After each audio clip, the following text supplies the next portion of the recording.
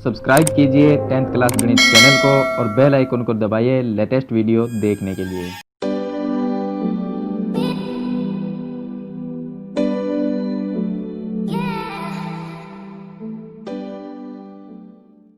Hello students, आज इस video में हम चैप्टर 18 जिसका नाम है प्रायिकता, उसके जो उदाहरण हैं वो इस वीडियो में हम सरल करेंगे। इसके जो क्वेश्चन थे चैप्टर 18 के वो मैंने पहले ही बता दिए हैं, तो इसमें उदाहरण जो दिए गए हैं वो 11 उदाहरण हैं, वो इस वीडियो में हम सरल करेंगे। और ये कंप्लीट होने के बाद हम कक्षा 9th और कक्षा 8th दोनों की मैथमेटिक्स की जो बुक है उसका सॉल्यूशन है वो स्टार्ट कर देंगे। तो वो जो वीडियो है कक्षा 9th और 8th की, वो वीडियो मैं मेरे दूसरा जो चैनल है एफ स्टडी क्लास, उस चैनल पे अपलोड करूँगा। तो उस चैनल को भी आप सब्सक्राइब कर लीजिए ताकि आने वाली वीडियो है उसकी नोटिफिकेशन है वो आपको मिलती रहे। तो चलिए हम स्टार्ट करते हैं। उदाहरण नंबर 1। उदाहरण नंबर 1 में लिखा है कि एक पासे के फेंकने पर सम अंक आने की प्रायिकता। अब देखिए, जो पासा होता है उसमें जो अंक होते हैं वो अंक टोटल होते हैं 6। तो यानी कि कुल अंक हमारे पास में 6 होते हैं। तो हम लिखेंगे कुल परिणाम। कुल परिणाम यानी कि अगर पासे को हम फेंकें तो हो सकता है कि हमारे पास में 1 आ जाए, 2 भी आ जाए, 3, 4, 5 और 6, इनमें से कोई भी अंक आ सकता है। तो टोटल अंक कितने हो गए? 6 अंक हो गए। ये 6 हो गए कुल परिणाम। अब इसमें सम अंक आने के सम कौन कौन से हैं? 2, 4, 6। तो सम अंक आने की प्रायिकता तो हम यहाँ पे लिखेंगे अनुकूल परिणाम। अनुकूल परिणाम कितने होंगे? अनुकूल परिणाम इसके होंगे सम अंक कौन से हैं? 2, 4 और 6। तो टोटल 3 अंक हो गए। तो अनुकूल परिणाम हो गए इसके 3। तो इसकी प्रायिकता जो होगी वो हो जाएगी अनुकूल परिणाम यानी कि 3 और बटे में कुल परिणाम 6। तो 3 एकम 3 और 3 दूनी 6। तो 1/2 इसकी प्रायिकता आ जाएगी। तो इस तरह से इसे आपको सरल करना है। चलिए इसके बाद में शुरू करते हैं उदाहरण नंबर 2। अब देखिए एग्जाम्पल नंबर 2। इसमें दिया कि एक 2 पासों को फेंकने पर अंकों का योग 7 आने की प्रायिकता। यानी 2 पासे को जब हम फेंकते हैं तो हो सकता है, अब देखिए पासे में एक में भी 6 अंक है और दूसरे में भी 6 अंक है। तो दोनों में क्या होगा कि अंक तो कोई भी आ सकता है। हो सकता है कि दोनों में 1-1 आ जाए, या दोनों में पहले में 1 आ जाए दूसरे में 2 आ जाए। हो सकता है कि पहले में 1 आ जाए तीसरे में 3 दूसरे में 3 आ जाए।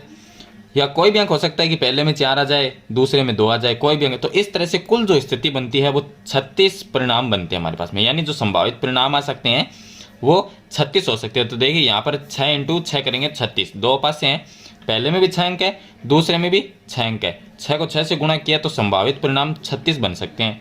तो अब इसने ये लिखा है कि ऐसा कौन कौन से अंक है, यानी कि दोनों पासों को फेंकेंगे तो ऐसे कौन कौन से अंक है जिनका योग 7 हो सकता है, वो हमें देखने हैं। तो देखा जाए तो यहाँ पर कुल जो परिणाम है वो बनते हमारे पास में 36 आते हैं। तो हम यहाँ पर लिख सकते हैं कुल परिणाम। कुल परिणाम बनते हैं 36, क्योंकि पासे को जब भी हम फेंकेंगे तो हो सकता है 2 पासों को फेंकने पर इनमें से कोई भी अंक आ सकता है। तो इस तरह से ये 36 हमारे पास में कुल परिणाम बनते हैं। अब अनुकूल स्थिति कितनी बनती है? जिनमें योग 7 आता है। तो ऐसे 2 अंक का युग्म देखना है हमें। तो देखिए यहाँ पर ये जो अंक है इनका योग कितना है? पहले में 6 आ जाए दूसरे में 1 आ जाए तो 7 बनते हैं। ये 5 और 2 ये भी 7 बनते हैं। यहाँ पर ये भी दोनों 7 बनते हैं अगर इनका योग किया जाए तो। और ये भी 7 बनते हैं, और 5 और 2 ये भी 7 बनते हैं, और 1 और 6 ये भी 7 बनते हैं। यानी कि ये टोटल कितनी संख्या होगी? तो उनका ये युग्म है। तो 1, 2, 3, 4, 5 और 6। तो अनुकूल परिणाम कितने हो गए? अनुकूल परिणाम ये हो जाते हैं हमारे पास में 6। अब प्रायिकता ज्ञात करने का सिंपल फॉर्मूला है। प्रायिकता में अनुकूल परिणाम बटे कुल परिणाम। अनुकूल तो हो गए हमारे पास में 6 और कुल परिणाम कितने हो गए? 36। तो प्रायिकता आ जाएगी 1/6 आ जाएगी इसकी। चलिए इसके बाद में उदाहरण नंबर 3 को सरल करेंगे। अब देखिए उदाहरण नंबर 3। इसमें दिया गया है कि यदि एक लीप वर्ष, देखिए लीप वर्ष में जो दिन होते हैं वो 366 होते हैं। ए लीप वर्ष में 365 दिन होते हैं एक साल में, और लीप वर्ष जो होता है उसमें 366 दिन होते हैं। तो यहाँ पर दिया गया है कि एक लीप वर्ष का यादृच्छिक चयन किया गया हो तो इस वर्ष में 53 सोमवार आने की प्रायिकता ज्ञात करो। 53 सोमवार की हमें प्रायिकता ज्ञात करने के लिए अब देखिए लीप वर्ष जो होता है, लीप वर्ष, उसमें जो दिन होते हैं वो होते हैं 366 दिन। अब 366 दिन हो गए, अब हमें 53 सोमवार, यानी कि देखिए अगर इसमें हम हर सप्ताह में एक सोमवार आता है, तो अगर हम इसमें भाग देंगे 7 का तो हमें ये पता चल जाएगा कि सोमवार आएंगे। तो अगर हम भाग दें 366 में 7 का भाग, तो 7 35 हो गया और एक ये रह गया 16, 7 दूनी 14, पीछे रह गया 2 शेष पर रह गए, यानी 2 दिन एक्स्ट्रा रह गए। तो यहाँ पर 52 जो है वो क्या बन गए, 7 का भाग दिया तो 52 सप्ताह बन गए। तो लीप वर्ष में एक लीप वर्ष में 52 सप्ताह होते हैं, 52 सप्ताह होते हैं। तो 52 सप्ताह तो इसमें निश्चित है कि 52 सप्ताह हैं, तो 52 सप्ताह में 52 सोमवार आएंगे। तो यहाँ पर सोमवार की हमें देखनी है, तो 52 सोमवार तो हो गए, तो यहाँ पर लिखेंगे 52 सप्ताह में 52 सोमवार आने निश्चित है, क्योंकि 52 सप्ताह हो गए तो 52 सोमवार तो उसमें आने ही आने हैं। तो 52 तो हो गए, इसके अलावा 2 दिन शेष रह जाते हैं, 2 दिन शेष रह जाते हैं। अब 2 दिन जो शेष रह गए उसमें हम स्थिति बनाएंगे। 2 दिन शेष रह गए तो उसको हम इस तरह से लिखेंगे कि हो सकता है कि 2 दिन में पहला सोमवार और मंगलवार हो, पहला ये हो, दूसरा मंगल और बुध हो, उसके बाद में बुधवार और गुरुवार हो, उसके बाद में गुरुवार और शुक्रवार हो, उसके बाद में शुक्रवार और शनिवार हो, उसके बाद में शनिवार और रविवार हो, और रविवार से वापस सोमवार पर आ जाएंगे, उसके बाद में रविवार और सोमवार। इसका मतलब ये हुआ कि जो 2 दिन हमारे पास में शेष रहे हैं उसमें से ये 2 दिन कोई भी हो सकते हैं, हो सकता है सोमवार मंगलवार हो, मंगलवार बुधवार हो, बुधवार गुरुवार हो, गुरुवार या शुक्रवार, तो इस तरह से कोई भी हो सकता है। कितनी स्थिति बनी, 1 2 3 4 5 6 7 स्थिति बन गई। तो हमें टोटल स्थिति कितनी होगी, 7। तो हम लिखेंगे कुल परिणाम, वो तो बन गया हमारे पास में 7। और सोमवार का पूछा कि 53 सोमवार। अब इसमें देखना है कि 2 दिन में सोमवार कौन से में आ रहे हैं, इसमें सोमवार आता है यहाँ पर, और एक यहाँ पर सोमवार आता है, तो कितने हो गए, 2। तो अनुकूल स्थिति कितनी हो गई, 2 हो गई। तो इसके आगे लिखेंगे अनुकूल स्थिति, अनुकूल स्थिति अनुकूल परिणाम वो हो गए 2। तो प्रायिकता सिंपल है ज्ञात करना, प्रायिकता बराबर अनुकूल स्थिति 2 और बट्टे में कुल स्थिति 7, तो 2/7 इसकी प्रायिकता आ जाएगी। तो ये होगा उदाहरण नंबर 3। चलिए इसके बाद में उदाहरण नंबर 4 को शुरू करेंगे। अब देखिए उदाहरण नंबर 4 में इसमें लिखा है कि 12 टिकट, हमारे पास में टिकट है जो 12 टिकट है। तो चलिए हम टिकट बना लेते हैं। तो ये हमारे पास में 12 टिकट हो गई। कितनी, 12 टिकट दिया गया है, तो यहाँ पर 1 से 12 तक लिखी गई। इनमें संख्या कितनी है, 1 से 12 तक, तो 1 2 3, तो ये हो गई, इनमें 12 तक संख्या लिखी गई है। यदि उनमें से कोई एक टिकट का चयन किया जाए तो इस पर लिखी हुई संख्या के 2 या 3 के गुणज होने की प्रायिकता ज्ञात करो। तो कुल जो परिणाम है वो हमारे पास में 12 है। 2 और 3 के गुणज, 2 या 3 के गुणज, ऐसी संख्या देखनी है जो 2 के पहाड़े में भी आती है और 3 के पहाड़े में भी आती है। तो 2 है वो 2 के पहाड़े में आता है, 2 लिख लेंगे। 3 है वो 3 के पहाड़े में आता है, 3 लिख लेंगे। 4 है 2 के पहाड़े में आता है तो 4 भी लिखेंगे।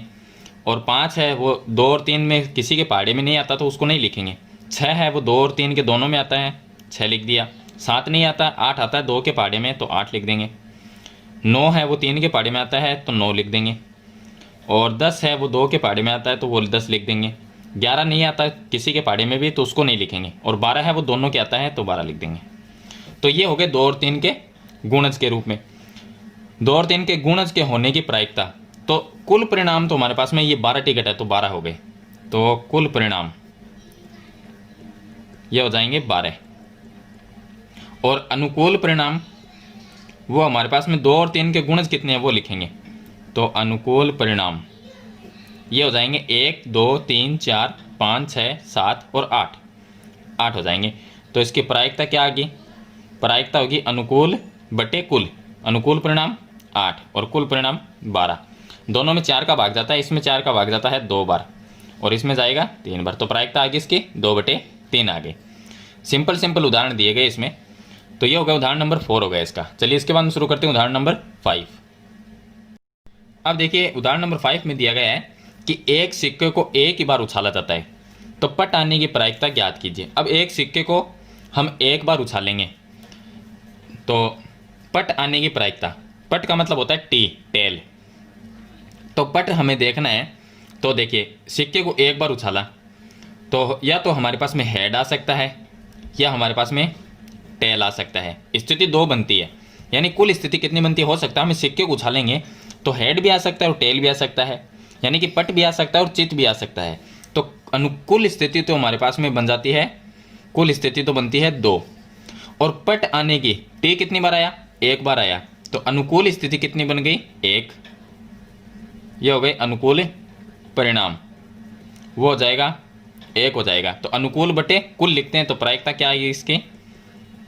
प्रायिकता में हम लिख देंगे अनुकूल स्थिति 1 और कुल स्थिति 2। 1/2 इसकी प्रायिकता हो जाएगी। सिंपल सा क्वेश्चन था ये। चलिए इसके बाद में 6 नंबर का उदाहरण सरल करेंगे। अब देखिए उदाहरण नंबर जो 6 है इसका, उसमें दिया गया कि एक थैले में एक सफ़ेद गेंद, एक काली और एक लाल गेंद, तो टोटल कितनी हुई? 3 गेंद हुई। तो यहाँ पर हम लिख देंगे कि कुल परिणाम, कुल जो हमारे पास में परिणाम आते हैं वो आते हैं 3, यानी कि टोटल गेंद कितनी है? 3 है हमारे पास में। एक ही आकार की है। सविता बिना थैले के अंदर झांके उनमें से एक गेंद निकालती है। उसने एक गेंद को निकाल लिया, वो नहीं पता कि कैसी है, लाल है, काली है, सफ़ेद है। इसके क्या प्रायिकता है कि वह गेंद लाल है। तो लाल की हमें प्रायिकता ज्ञात करनी। तो लाल की प्रायिकता ज्ञात करने की लाल गेंद कितनी है? 1 है। तो लाल गेंद कितनी है? 1 है। तो अनुकूल परिणाम कितने बन गए? लाल गेंद की प्रायिकता ज्ञात करनी है तो अनुकूल परिणाम वो भी बन गया, 1 ही बन गया, क्योंकि लाल गेंद की प्रायिकता ज्ञात करनी है। और कुल परिणाम कितने हैं? 3। तो प्रायिकता क्या आ जाएगी? प्रायिकता में हम लिख देंगे अनुकूल परिणाम बटे कुल परिणाम। तो अनुकूल परिणाम 1 बटे कुल परिणाम 3। तो इसकी प्रायिकता आ जाएगी 1/3 आ जाएगी। चलिए इसके बाद में एग्जाम्पल नंबर 7। अब देखिए 7 नंबर जो एग्जाम्पल है इसमें दिया गया है कि एक पासे को एक बार उछाला जाता है। तो पासे में जो अंक होते हैं वो क्या कितने होते हैं? 6 होते हैं। पासे में अंक वो होते हैं 1 से लेकर 6 तक। 1 2 3 4 5 और 6 अंक होते हैं, यानी कुल अंक कितने हो गए? 6 हो गए। तो बराबर 6 अंक हो गए। और इसमें लिखा है कि 5 से छोटी या उसके बराबर संख्या प्राप्त होने की प्रायिकता। तो हम लिखेंगे 5 से छोटी या बराबर। तो 5 से छोटी या बराबर अंक कितने हो गए? 5 से छोटे अंक तो हो गए 1 2 3 4 और 5 के बराबर 5 ही होगा। 5 से बड़ा नहीं लिख सकते, या तो 5 से छोटे होने चाहिए 5 के बराबर, तो इतने ही होंगे। ये टोटल अंक कितने हो गए? 5 अंक हो गए। तो यहाँ पर कुल स्थिति 5 से में टोटल अंक कितने हैं? 6। तो कुल परिणाम तो हमारे पास में 6 हो गए। कुल परिणाम 6 और अनुकूल परिणाम कितने हो गए? अनुकूल परिणाम हो गए 5, क्योंकि जो हमें दिया गया कि 5 से छोटे या 5 के बराबर, तो टोटल 5 अंक होते हैं, तो वो हो गए 5। तो इसकी प्रायिकता हो जाएगी अनुकूल परिणाम 5 बटे कुल परिणाम 6। तो इसकी प्रायिकता 5/6 हो जाएगी। चलिए इसके बाद हम शुरू करते हैं एग्जाम्पल नंबर 8। अब देखिए इसका 8 नंबर एग्जाम्पल, इसमें दिया गया कि अच्छी प्रकार से फेंटी गई 52 पत्तों की एक गड्डी में से कुल पत्ते हमारे पास में 52। तो हम लिखेंगे कुल पत्ते 52 होते हैं ताश की गड्डी के अंदर, और उसमें से दिया गया गड्डी में से एक पत्ता निकाला, उसमें से 52 में से एक पत्ता हमने निकाल लिया।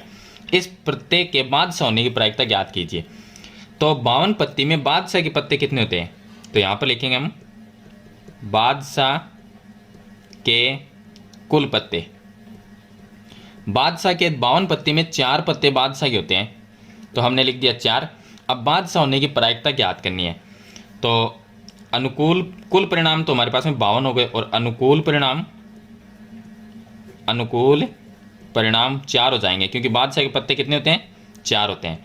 तो इसकी प्रायिकता होगी अनुकूल परिणाम 4 बटे कुल परिणाम 52। तो 4 का भाग 4 में जाएगा 1 बार, और 52 में जाता है 13 बार, तो 1/13 इसकी प्रायिकता आ जाएगी। चलिए इसके बाद में शुरू करते हैं एग्जाम्पल नंबर 9। अब देखिए एग्जाम्पल नंबर 9 में इसमें दिए गए 2 खिलाड़ी राम और श्याम, 2 खिलाड़ी है, राम हो गया और श्याम हो गया, शतरंज का एक मैच खेलते हैं।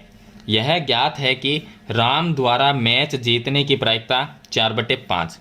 तो ये राम के मैच जीतने की प्रायिकता,